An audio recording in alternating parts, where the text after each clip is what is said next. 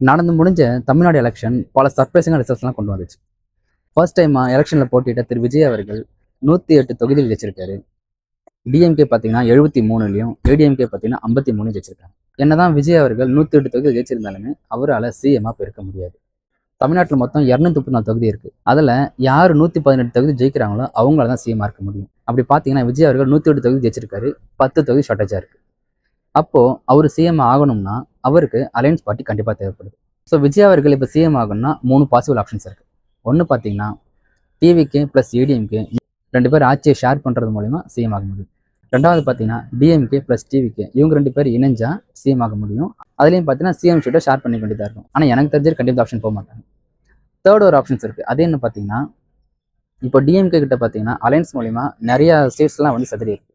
So அதில் அவங்க MLAs யாராச்சும் நான் விஜய்க்கு ஆதரவு கொடுக்குறேன் அப்படின்னு சொல்லிட்டு போய் ஜாயின் பண்ணாங்கன்னா அப்போது அவர் மெஜாரிட்டி காட்டி சிஎம் ஆக முடியும். இன்னொரு நடக்காத ஒரு ஆப்ஷன்ஸ் இருக்குது. அது என்னன்னா டிஎம்கே ப்ளஸ் ஏடிஎம்கே 2 பேரும் சேர்ந்து விஜய் அவர்களை தோற்கடிச்சு சிஎம் ஆக முடியும். அவங்க 2 பேரும் ஸ்டேட்ஸ் வந்து ஷேர் பண்ணிக்க முடியும். ஸோ எந்த ஆப்ஷன் விஜய் அவர்கள் சிஎம் ஆக பெட்டராக இருக்குன்னு நீங்கள் நினைக்கிறீங்களோ கமெண்ட் செக்ஷனில் சொல்லுங்கள்.